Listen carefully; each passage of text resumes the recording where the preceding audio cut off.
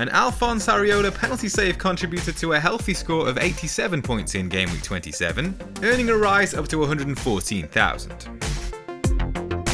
The West Ham goalkeeper made an impressive total of 9 saves to cement 3 bonus points.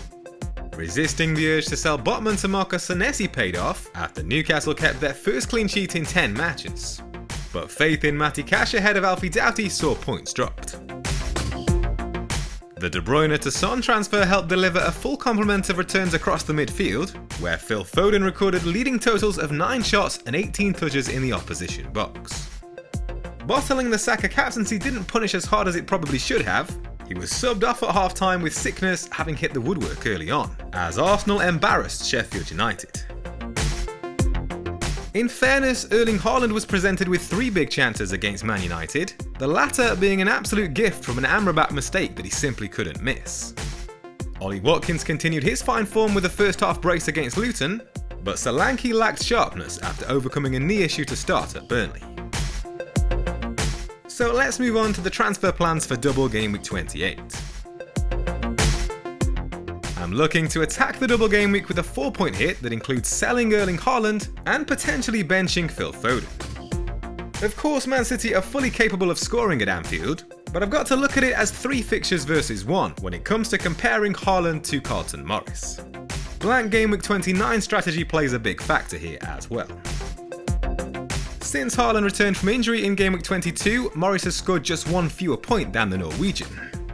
The in-form Luton striker has bagged 4 goals and 2 assists in those 6 appearances, to average 6.5 points per game.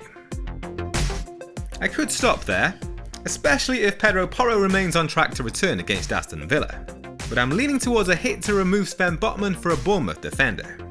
My plan is to wildcard in Game Week 30, and Newcastle don't have a fixture in Game Week 29, so I'm not losing anything there. I still have Porro, Cash and Doughty to use.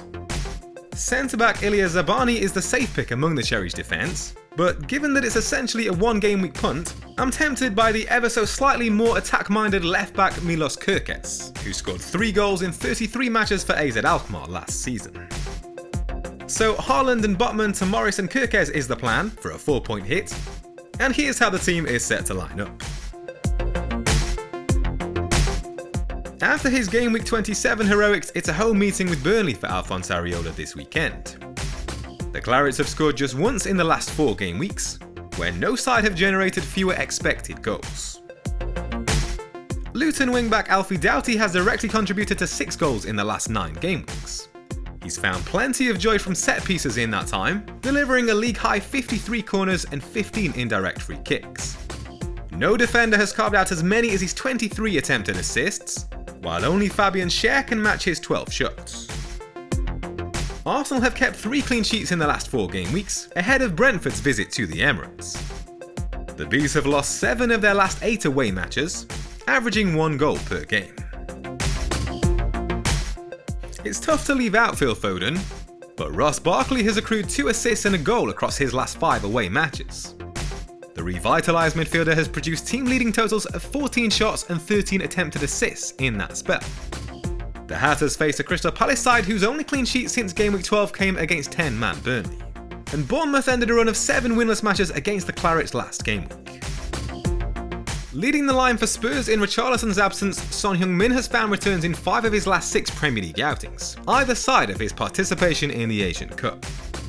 Aston Villa have shipped 9 goals in their last 4 home matches, with only Burnley, Brentford and Sheffield United allowing more. West Ham's form has turned around with back-to-back wins, where Jared Bowen has played a hand in 4 of their 7 goals. Burnley ranked joint bottom with Sheffield United for goals conceded in the last 4 game weeks, each with 13. Ollie Watkins has amassed 3 assists and 2 goals across his last 4 outings at Villa Park. Tallies of 17 shots and 7 big chances in the last 4 game weeks can only be beaten by Haaland among forwards. Spurs are without a clean sheet in 9 matches, where they've shipped an average of 1.8 goals per game.